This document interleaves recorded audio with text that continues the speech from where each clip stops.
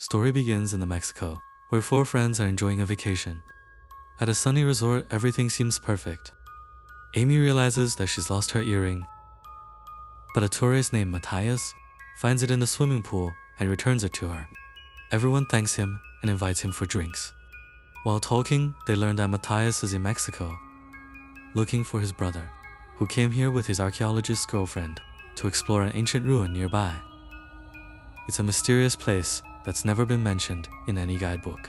The group becomes curious, and Matthias says they can all go there together the next day. The next morning, everyone gets ready to visit the mysterious site. Matthias and his friend Dmitri leave a map in their hotel room so their other friends, who are arriving later, can find them if needed. After a while, they reach the city's main area, but the guides they hired never show up. They try calling them, but no one answers, so they decide to take a taxi instead. When the driver sees the map, he refuses to go, saying that place is very dangerous. But when they offer him more money, he agrees. With one condition: I'll drop you 2 kilometers before the place. You'll have a walk from there. The cab drives them to the edge of the jungle. They start worrying about how they'll get back, but Matthias notices that he has some phone signal, and even takes the driver's visiting card. As they move through the forest, they find Matthias' brother's jeep stuck between the bushes. That confirms his brother came this way.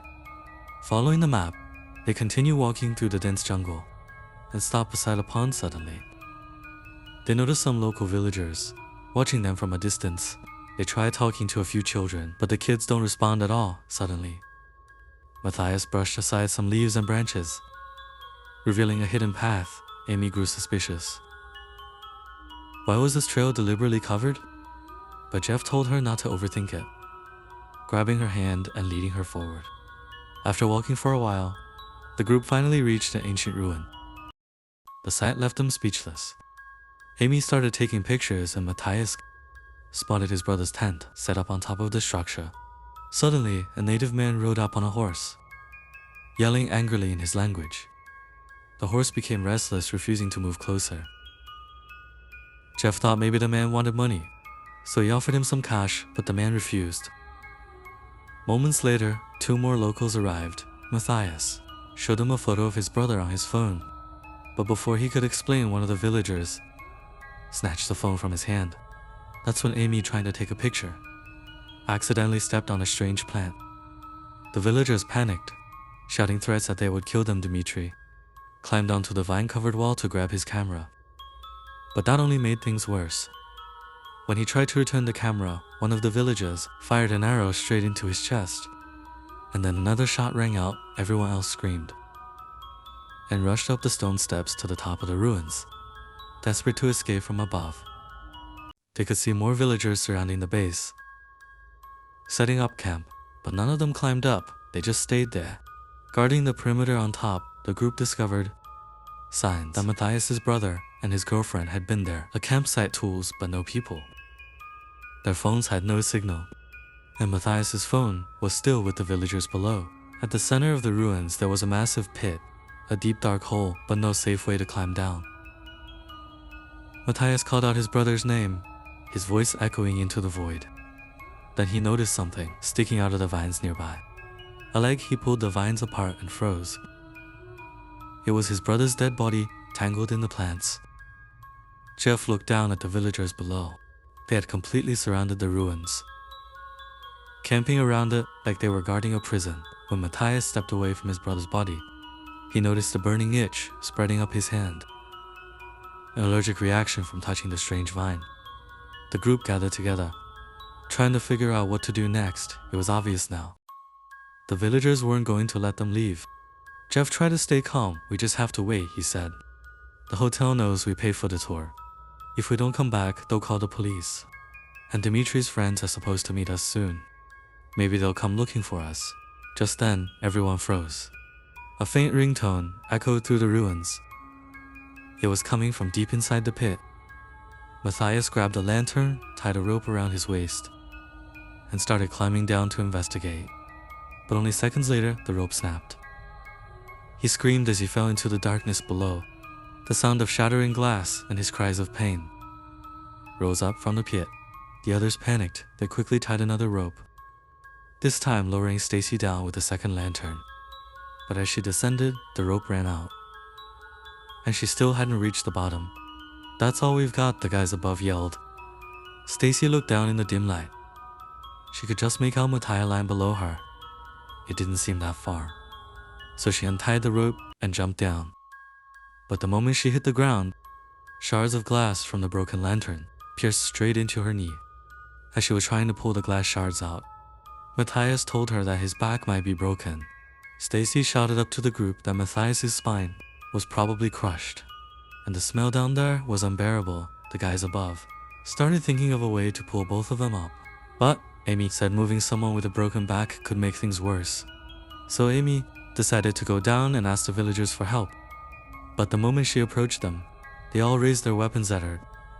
Jeff tried to stop her, but in the struggle, Amy slipped and fell right into the vines. The villagers instantly started shouting again, angry and scared.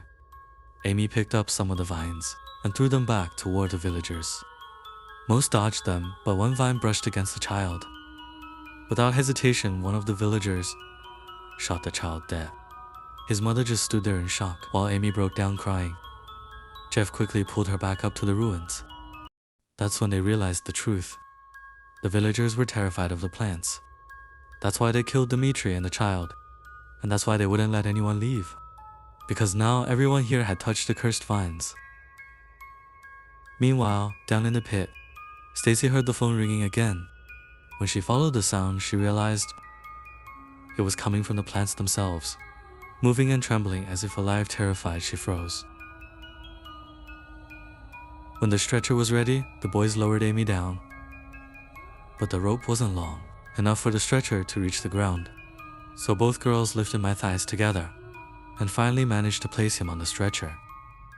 They tied him securely, and then the others pulled him up. Afterward, both girls came back up as well. Jeff, who was a medical student, looked at Matthias's injuries and said he shouldn't move at all, while checking Matthias's brother's bag. Amy found the Jeep keys, and Jeff found Dimitri's plane ticket for the next morning. He believed that when Dimitri didn't show up, people would definitely come looking for them. Eric charged the lantern, and Jeff covered Matthias with a blanket, so he wouldn't get cold at night. But Jeff was worried that if Matthias got an infection, he might die that night. Everyone slept inside the tent. The next morning, Stacy woke up terrified because a vine had wrapped around her leg. Eric started pulling it off, while Stacy screamed that she could feel something moving. Inside her, she panicked even more when she realized vines were growing inside her wound. She screamed at Eric to pull everything out. Eric somehow pulled the vine out, but Stacy kept screaming that she could still feel something inside. Jeff realized the plant's pollen had stuck to their clothes and skin, and that's why the vines were growing inside her by now. Everyone understood that these plants were cursed, and if they didn't stay smart, the plants would kill them one by one. The villagers were keeping them trapped so that this plant wouldn't spread to the outside world. Meanwhile, Matthias said something was wrong with him too. Amy removed the blanket from his legs, and everyone was shocked to see that vines had completely wrapped around both his legs. Matthias was crying in pain. Jeff says that if the vine has reached inside, Matthias's life is in danger. Jeff immediately helps Amy remove the vine, but Matthias's legs are already so badly wounded that cleaning the injuries becomes very difficult. At that moment, a phone rings from down inside the pit. So Amy and Stacy grab a torch and go down. The ringtone is coming from a cave, so they have to step over vines as they move forward. Inside the tunnel, they find an archaeologist, probably Matthias's brother's girlfriend, tangled in vines. When they turn her over, they realize she's dead. There's a phone in her hand, which the girls try to grab, but the screen is already broken. Suddenly, the ringtone begins again. Amy looks closely and realizes the sound is coming from the flowers of the vines, vibrating and making a phone-like noise. When Amy reaches to touch them, the vines immediately grab her hand. After a struggle, she manages to pull free. Then suddenly,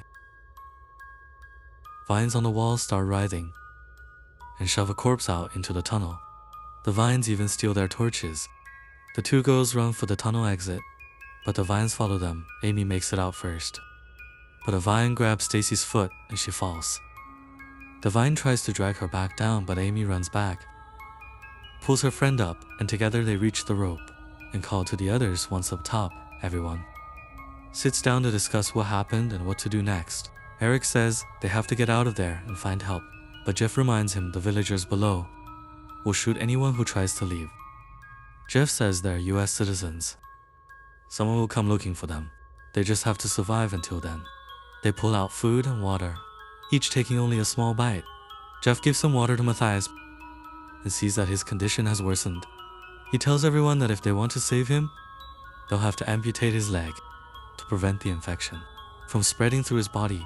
An argument breaks out among them. Matthias himself said cut them off while the girls waited in the tent.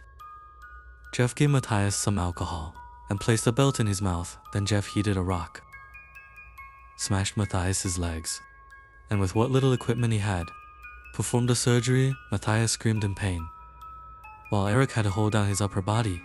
Jeff then sealed the wound with a hot iron pan. Hearing Matthias's screams, the girls ran out of the tent and started yelling at Jeff. And just then, the vines dragged Matthias' severed legs away that night. Jeff climbed down the stairs again, but the tribesmen were still surrounding the ruins. Inside the tent, Stacy cried Nan stop while outside. Amy and Eric sat talking. Soon, Amy leaned on Eric's shoulder, sobbing, and Eric tried to comfort her. Hearing Amy's crying, Stacy came out of the tent and thought Amy was trying to flirt with her boyfriend. The two of them began to argue. Meanwhile, the vines slowly reached Matthias. They crept into his body and killed him. When Jeff discovered it, he tried to pull the vines away, but it was too late. Seeing this, Stacy panicked and shouted that the vines were inside her too, that they would kill her as well. She grabbed a knife, trying to check if vines were growing inside her body, but Eric stopped her before she could hurt herself.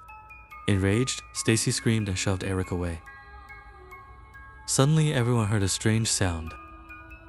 The flowers of the vines were copying Stacy's voice. The next morning, Jeff and Amy saw the tribespeople around the ruins, pouring salt on the ground, probably to keep the vines contained within that area. Jeff explained that this plant must be ancient.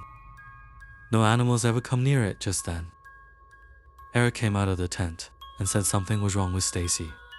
When they looked at her, they realized the vine inside her body was still moving. Stacy begged them to do something, anything. To get it out, Jeff poured some alcohol on her leg, made an incision with a knife, and reached inside to pull the vine out. Stacy screamed in pain but kept insisting, "Get it out of me." Jeff even cut into her back and pulled out more vines. Stacy wasn't fully conscious, but they could still see the vine moving under her skin. Everyone tried to stop her from hurting herself, afraid she might try to cut it out on her own. Amy handed her a bottle of water, but as Stacy started drinking, they all noticed her forehead moving. The vine was still alive inside her. Seeing their horrified expressions, Stacy realized something was terribly wrong. Eric said no one was coming to rescue them. They'd have to use the darkness to escape on their own. While everyone else was resting, Stacy heard a sound outside. She grabbed a knife and stepped out of the tent, following the flowers that were repeating her voice. Moments later, when the others came out, they were horrified to see Stacy. Her mind had completely broken. She was no longer herself. When Jeff tried to stop her, Stacy stabbed him in the hand with a knife. Eric rushed forward to restrain her, but in her rage, Stacy accidentally plunged the blade into his chest. Eric collapsed and died instantly. Seeing what she had done, Stacy completely broke down. Moments later, the vines wrapped around Eric's body and dragged him away by his legs. Unable to bear the agony any longer, Stacy begged for mercy, pleading for someone to end her pain. Jeff slowly stepped forward and killed her, not out of anger, but to put her out of her misery. Afterward, Jeff smeared Stacy's blood on Amy's clothes, handed her the Jeep keys, and told her no matter what happens, don't stop running. He carried Amy down the stairs, laid her on the ground, and made it look as though she was dead.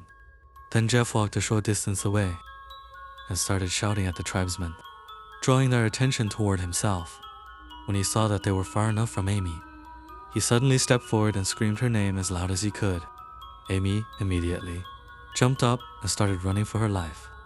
The tribesmen released a volley of arrows, striking Jeff and killing him on spot. As the vines began to drag his body away, their leader fired one last shot, ending Jeff's suffering quickly. Meanwhile, Amy ran through the jungle as fast as she could, the tribesmen chasing her every step of the way. After a desperate escape, she finally reached the Jeep. The key worked, and she sped away from the cursed ruins. But we see something chilling. As Amy drives off into the distance, a small movement ripples under her skin. A vine, and with this the story comes to an end.